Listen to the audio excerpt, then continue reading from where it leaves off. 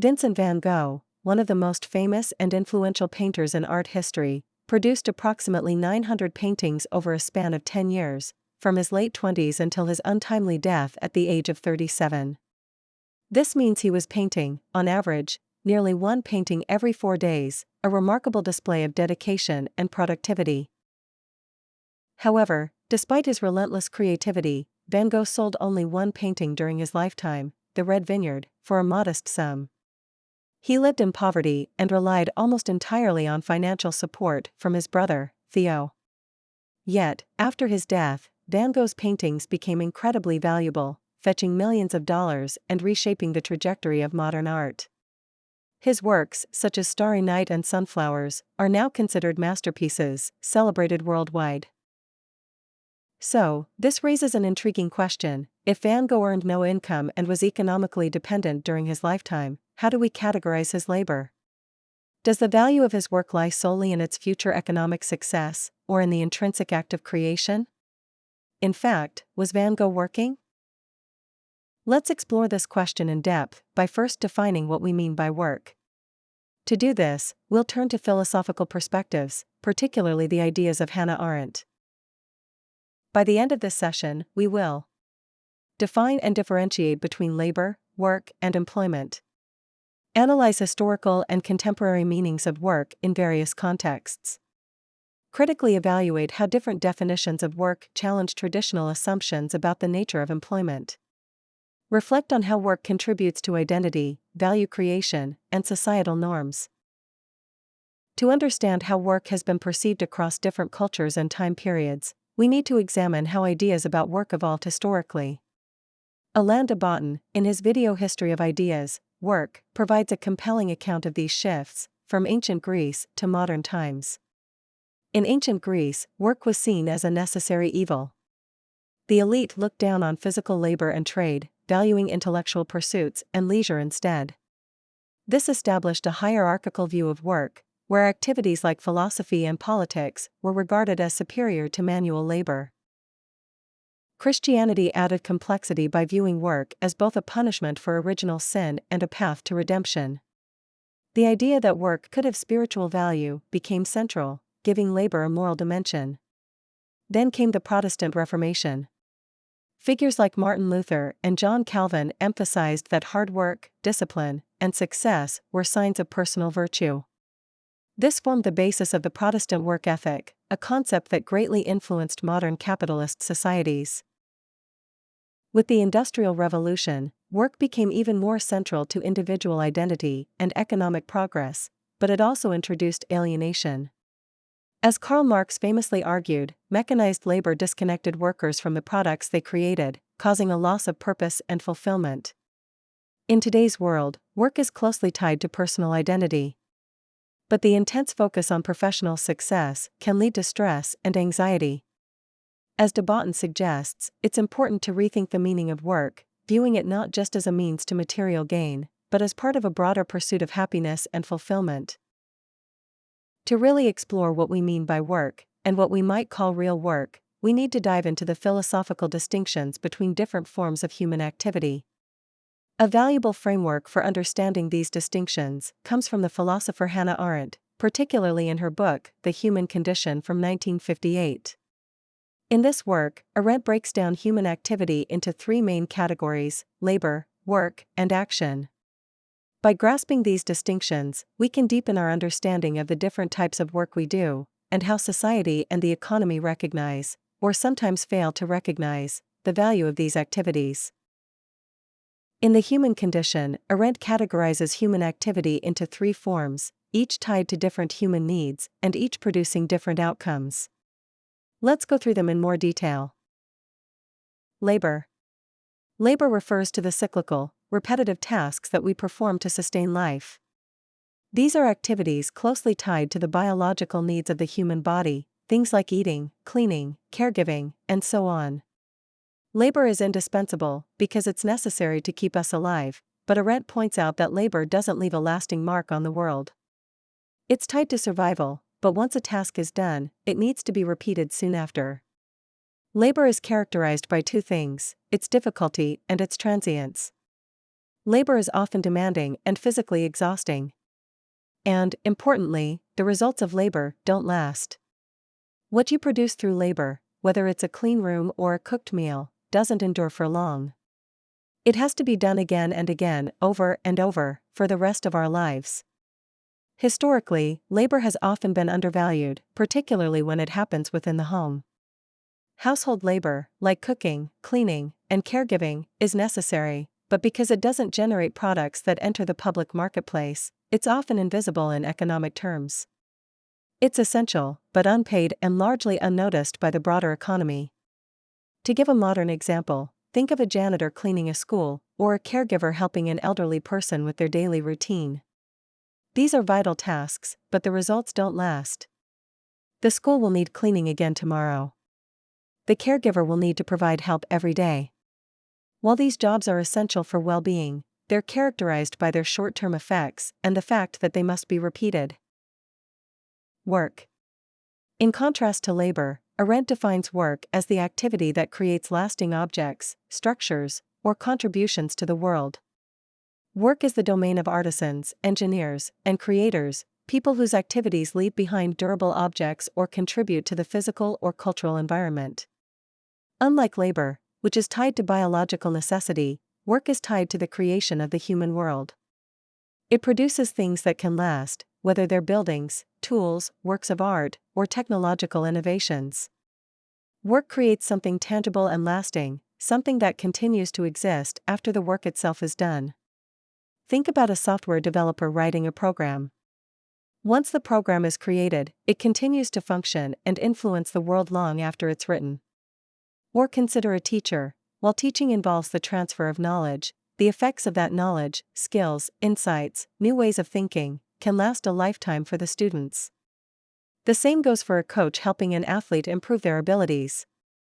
These activities lead to long-term effects, often producing something durable, whether it's knowledge, skills, or physical objects. Arendt also points out that the products of work often carry economic value.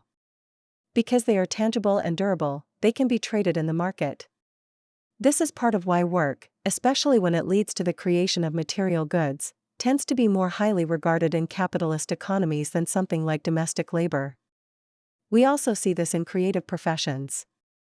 Artists, writers, and musicians engage in work by producing lasting creations, whether it's a painting, a novel, or a piece of music. These creations continue to influence culture and individuals long after the act of creation is over. They have enduring value. Action. The third category Arendt outlines is action. Action refers to activities that happen in the public realm, centered on human interaction and communication. It's not about producing physical objects or even sustaining life, but rather about engaging with others in ways that shape the political, social, or ethical world. Action is closely tied to human freedom, and it's expressed through activities like debate, public speaking, political engagement, and social interaction. Action is the most public and social of the three categories. It's often collaborative and depends on discourse with others. While action doesn't necessarily produce tangible goods, it's still incredibly influential because it fosters change, reform, and development in society. To take a modern example, consider social activism, political leadership, or decision-making. When a leader inspires others to act or when a political figure influences policy, they are engaging in action. Similarly, a teacher who promotes critical thinking and debate in the classroom is not just imparting knowledge. They are guiding students to participate in society in ways that can have long-term, transformative impacts. In today's world, we often associate work with paid employment. This view stems from the assumption that work must be measurable, productive, and, importantly, remunerated. If someone is getting paid for what they do, it's considered real work. But this perspective overlooks several important things. It ignores the often demanding, unpaid tasks that are essential for society's functioning. These include things like household labor and caregiving. Many forms of unpaid labor, particularly household labor, are incredibly demanding. Cooking, cleaning, caring for children, or looking after elderly relatives are all essential tasks, but they don't generate an income. In fact, they often require significant effort and skill, but because they are unpaid, they are not always considered real work in the traditional economic sense. Arendt's framework helps us see why activities that produce durable objects, work, or result in economic exchange, paid employment, are recognized as work in society. But we must challenge the view that remuneration is the only marker of real work. Household labor may be unpaid, but it's critical for the functioning of families and communities. It's essential, even if it doesn't fit neatly into the box of what society typically calls work. The undervaluing of household labor also intersects with issues of gender. Historically, the responsibility for unpaid household work has disproportionately fallen on women. This is a pattern that persists across cultures and time periods. Arendt's philosophical framework helps us understand how this division is rooted in societal perceptions. Economically productive activities are prioritized, while those tied to biological and familial needs, often assigned to women, are overlooked or undervalued. This division reinforces traditional gender roles, where men are more likely to be associated with public, paid work, and women with private, unpaid labor. Feminist economists and sociologists have critiqued this distinction, calling for a broader understanding of work that includes both public and private spheres. While Arendt's framework allows us to see distinctions between labor, work, and action, it also challenges us to think critically about how society values different forms of work.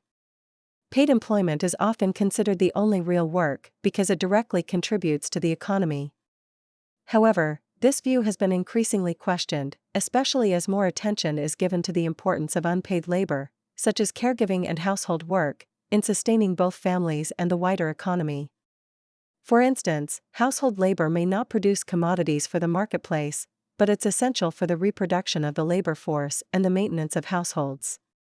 Recent research on care work emphasizes the economic and social value of unpaid activities that contribute to human well-being, even though they don't generate monetary income. We also need to reconsider whether payment is necessary for something to be classified as work. An unpaid intern who writes code, for example, is still engaging in work, even if they are not being paid for it. Similarly, a volunteer who organizes a community event is engaging in both work, by creating something lasting, and action, by fostering community interaction, even though they're not receiving payment. So where does Van Gogh fit into this framework? Was his activity labor, work, or action? Clearly, Van Gogh's painting aligns with work in Arendt's terms. He created lasting, tangible objects, paintings that continue to influence the world today. Although his work wasn't financially successful during his lifetime, the lasting impact of his creations places him in the category of work rather than labor. His paintings shaped the art world and are still recognized as culturally valuable today. This raises an important point: is remuneration necessary for something to be considered work? Arendt would argue no. Work can exist independently of monetary compensation, as long as it creates something durable and meaningful. Arendt's distinctions encourage us to move beyond the narrow definition of work as purely a paid activity. In today's society, various forms of work, whether paid or unpaid, contribute to personal fulfillment, societal progress, and cultural development. Understanding the differences between labor, work, and action helps us recognize the value in activities that may not result in immediate financial compensation, but that still produce lasting impacts. Take the rise of the gig economy, freelance work, and creative entrepreneurship. These developments challenge traditional definitions of work. Many people today engage in activities that blend Arendt's categories, such as a YouTuber who creates educational content, producing something lasting, and fosters dialogue with their audience, engaging in action. By expanding our definition of work to include both paid and unpaid activities, we can foster a more inclusive understanding of human activity. Whether through labor, work, or action, all of these contributions play a critical role in shaping our society. And as we've seen, unpaid labor and caregiving have historically been marginalized as not real work, but they are essential to the well-being of individuals and the functioning of society as a whole.